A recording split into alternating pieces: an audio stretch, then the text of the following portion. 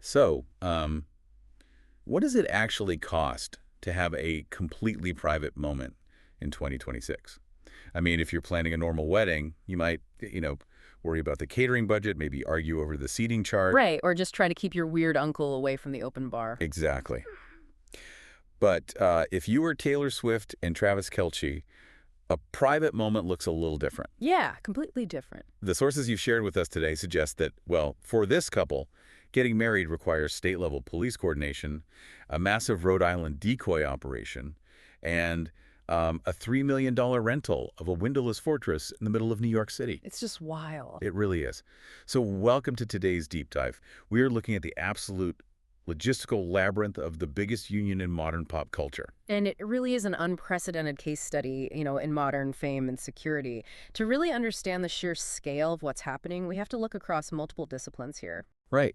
Because the stack of sources we are synthesizing today is incredibly diverse. We're looking at sports journalism from ESPN and TMZ Sports. We're pulling from entertainment gossip, Page 6, Us Weekly. Yeah. But then we are also analyzing municipal planning documents out of New York and diving into some really dense divorce law analysis. Which is fascinating on its own. Okay, so let's unpack this.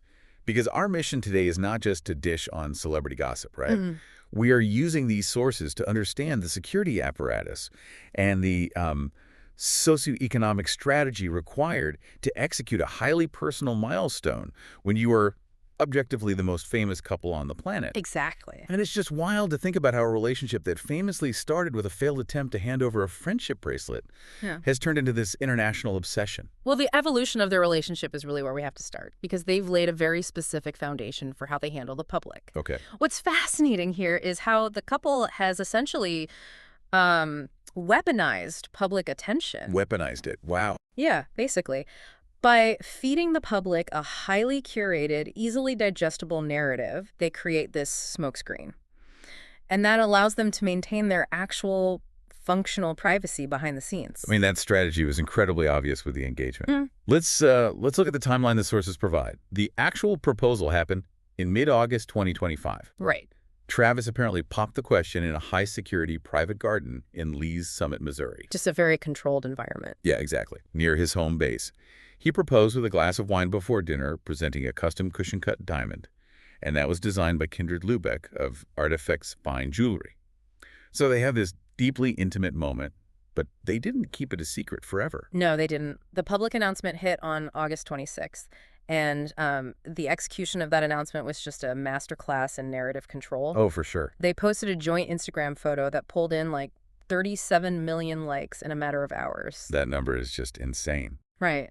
But the image wasn't even the most important part. It was the caption they chose. It simply read, "Your English teacher and your gym teacher are getting married." I have to admit, I love that caption. It's brilliant. It really is. It's almost like a high school movie trope brought to life at the billionaire level. You have the poetry nerd and the star quarterback finding middle ground. Yeah. But why do you categorize that as a smokescreen, though? It feels very authentic to who they are. Authentic, yes, but highly strategic. Okay. It leans into this left brain versus right brain branding structure. You have the tactical physical athlete, the gym teacher, and the lyrical metaphorical artist, the English teacher. Yeah, right.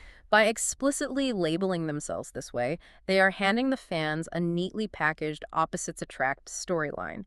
It totally satisfies the public's hunger for a fairy tale without actually requiring the couple to reveal anything, about the day-to-day mechanics of their relationship. Okay, that makes total sense. And they are both actively feeding into this complementary dynamic in their professional lives, too. I mean, look at Travis. Yeah, exactly. He was coming off a brutal 2025 season. The Chiefs missed the playoffs for the first time since 2014, and there was massive speculation about him retiring. But he didn't. No. Instead, he signs a one-year, $12 to $15 million extension. And his stated reason. He publicly said that Taylor's artistic joy and relentless dedication to her craft motivated him to keep playing. And we see the exact same reflection in her work. I mean, her new album, The Life of a Showgirl, which moved 2.7 million copies on its first day, by the way. Unbelievable. It is heavily layered with references to this exact dynamic. They are participating in a symbiotic narrative. The athlete plays harder because of the artist. And the artist writes better because of the athlete. Exactly. So they've set the stage brilliantly. They give the beast a great story so the beast stops digging for the reality. But the moment you announce an engagement, the public immediately demands a date. And when you don't give them one, the internet just invents one. So let's talk about the great Rhode Island decoy of 2026. The sources detail how an entire coastal town basically braced for a wedding that never even happened. The June 13th illusion. Yes. It is a perfect demonstration of how an information vacuum, when you combine it with fanatical pattern recognition, can essentially create an alternate reality, and local economies actually start acting upon it. The logic seemed absolutely foolproof to the fans, though. I mean, the date was June 13, 2026. Why? Because 13 is Taylor's legendary lucky number. Right. She paints it on her hand. She was born on December 13th. Exactly. And June 13th, 2026 happened to be the only Saturday falling on the 13th for the entire year. And the geographical reasoning was equally sound to outside observers. Rumors concentrated on the Ocean House in Watch Hill, Rhode Island. Because it sits practically next door to her $18 million coastal mansion. But it wasn't just internet chatter. The details that leaked to the press were hyper-specific.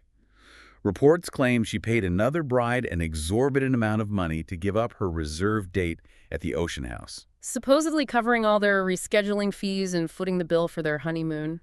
Right. And the sources say massive event tents literally went up on the beach. Hotel rates in the surrounding area skyrocketed by hundreds of dollars a night. Local shops started printing commemorative wedding sticker books. It became an industry overnight. Someone reportedly even filed permits for a massive fireworks show. Everyone in Watch Hill was convinced they were hosting the wedding of the decade. But the unraveling of that rumor was remarkably swift.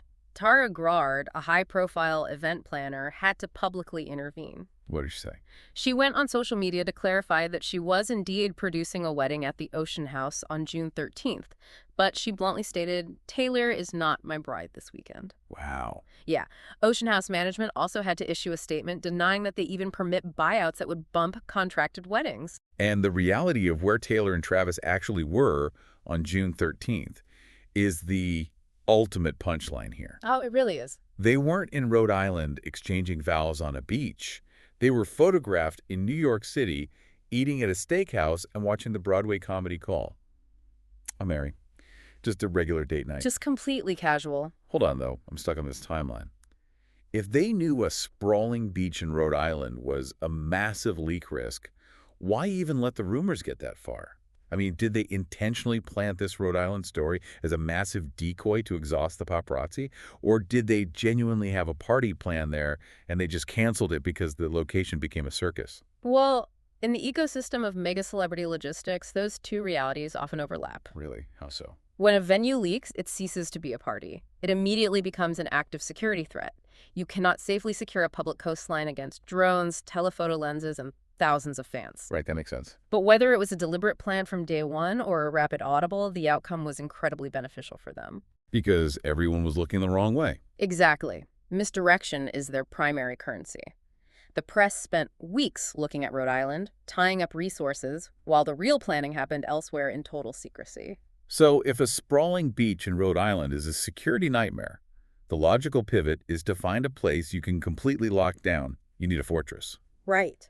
And that's where the sources point next, revealing two wildly different theories for the actual celebration. Let's start with the first one, the Madison Square Garden theory. It sounds absurd on its face, but the logistical mechanics of Madison Square Garden actually solve the specific problems this couple faces. The numbers here are just staggering.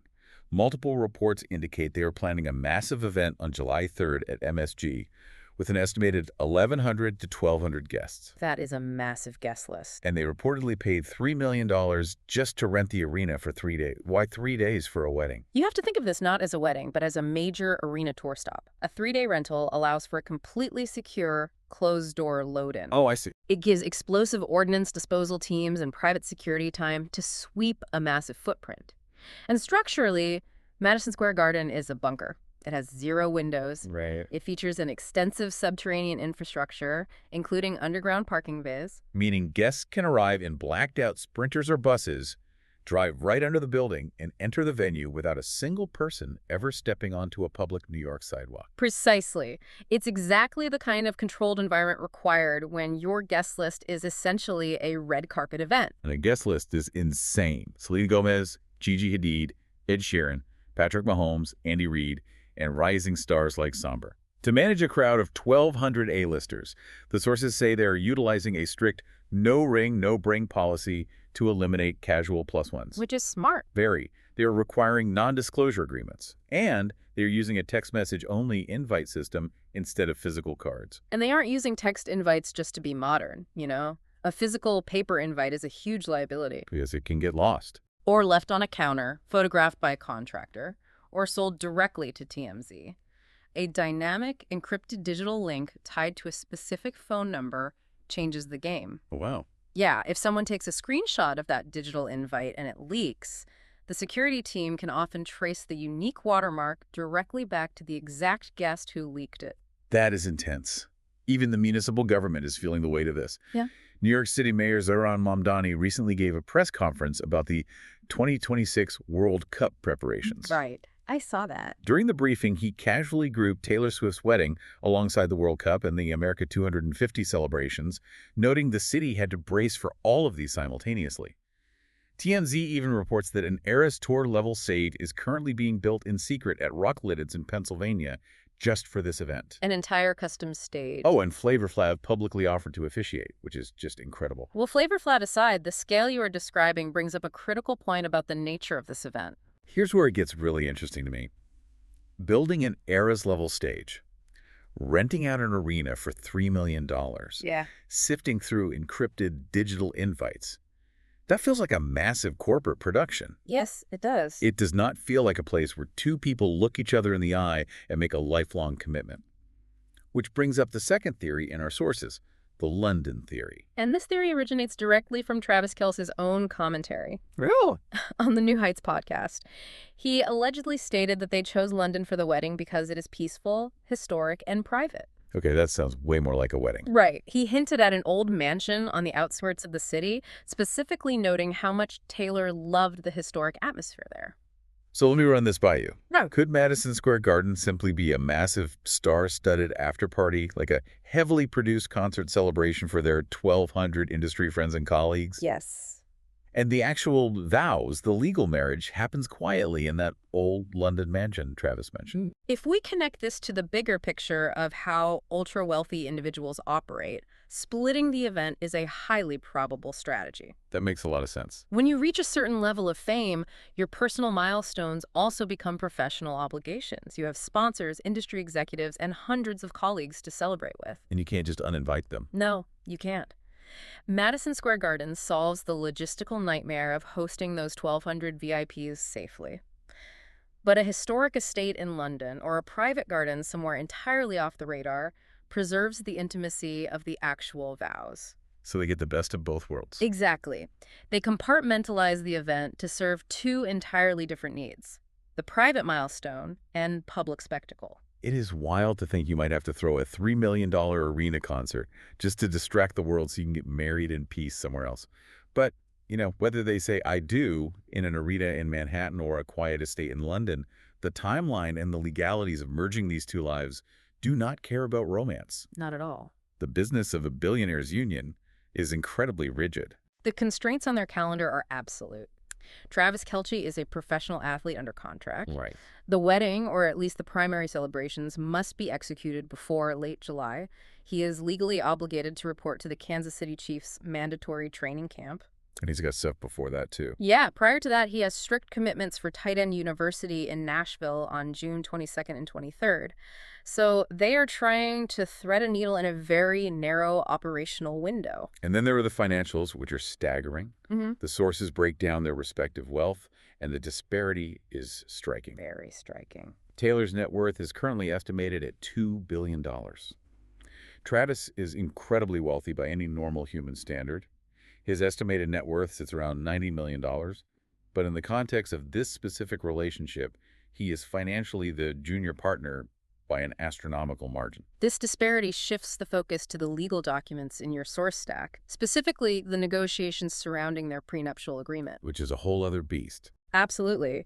Taylor's father, Scott Swift, is reportedly acting as the primary driver in securing an ironclad prenup. I want to make sure I understand the mechanics of this, because reading through the divorce law analysis was heavy. It seems like a prenup for a catalog this size isn't just a defensive wall. It's more like a massive filtration system. A filtration system, yeah, that's a good way to put it. It legally separates Taylor the corporation from Taylor the wife, ensuring that, say, revenue generated by a new album written during the marriage doesn't automatically get classified as a shared marital asset. Right? And is a perfect analogy. The filtration system ensures that the commingling of personal lives doesn't accidentally commingle highly complex corporate assets. Okay, got it. And the legal mechanics to enforce this are incredibly specific, particularly if we look at New York law, since the MSG venue is in play. Right, because MSG is in Manhattan. Exactly. New York Domestic Relations Law Section 236b3 requires that a prenuptial agreement be executed with the exact same formality as a recorded deed. What does the formality of a recorded deed actually mean in practice? It means a simple signature on the bottom of a contract just isn't enough. It requires specific acknowledgments and strict notarization protocols. Oh, wow. Yeah. If a notary forgets a stamp or uses the wrong phrasing in their acknowledgement, the entire $2 billion agreement can be invalidated in a New York court. Wait, the legal sources point out a fascinating loophole here. Does it actually matter where they physically stand when they get married? Like, if they get married at Madison Square Garden, are their assets automatically bound by these strict New York laws? This raises an important question, and the answer is the key to their entire legal strategy. No. No. The physical venue of the wedding does not dictate the laws that govern the marriage assets. The choice of law clause embedded within their prenup does. Oh, so it's basically like getting to shop for your referee before the game even starts. Yeah. Exactly. They could have a massive celebration in New York City, but their lawyers can write a clause that legally chooses Tennessee law or Missouri law to govern the interpretation of their assets, provided they can show a reasonable relationship to that state. Which they obviously can't with Nashville and Kansas City. Right. They are actively evaluating which state has the most predictable, corporate-friendly legal framework to protect her intellectual property, and they will lock that jurisdiction in regardless of where the party happens. That level of calculation is staggering, but it makes sense. It does. Many people view a heavily negotiated prenup as unromantic, but for an enterprise worth a combined $2.09 billion, it is an operational necessity. It really is. It removes all ambiguity regarding separate property and future earnings.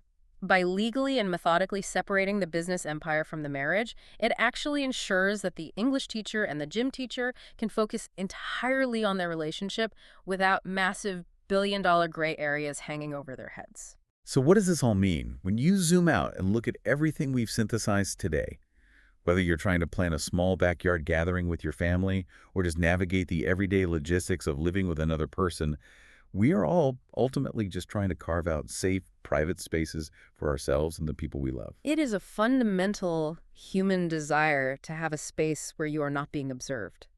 But for Taylor and Travis, carving out that space requires elaborate decoy venues in Rhode Island, encrypted digital invitations, state-level police coordination, and a $3 million arena rental at Madison Square Garden. The sheer scale of the operation is almost incomprehensible. But the underlying motivation, just wanting a moment to themselves, is entirely relatable. It really leaves you with an incredible thought to chew on. If a stadium-sized event, complete with military-level security sweeps and a custom-built stage, is what it actually takes for two people to get some privacy in 2026, what does that mean for the future of mega celebrity? Have we actually reached a point in our culture where the only viable way to hide is to hide in plain sight, standing right there on the world's biggest stage? It is the ultimate paradox of modern fame. The brighter and wider the spotlight, the deeper the shadows you can create right behind it. So we want to hear from you on this. Which theory do you actually buy? Are they throwing a mega party at Madison Square Garden to distract everyone? Are they escaping to a secret historic estate in London? Or are they pulling off something else entirely that the media hasn't even sniffed out yet? Drop your thoughts in the comment section below. The logistics theories in the comments are always just as intricate as the ones we unpack on the show. Well, absolutely. I'll be reading through them. And while you are down there dropping your theory, make sure you hit that like button and subscribe so you never miss a video. Plus, it tells the YouTube algorithm that people like this content, and it helps push these deep dives out to more curious minds just like yours. Ultimately, whether they are standing in a windowless arena or a quiet historic garden, they are navigating an unbelievable logistical labyrinth just to have that one intimate day. Thanks for joining us on this deep dive. We'll catch you next time.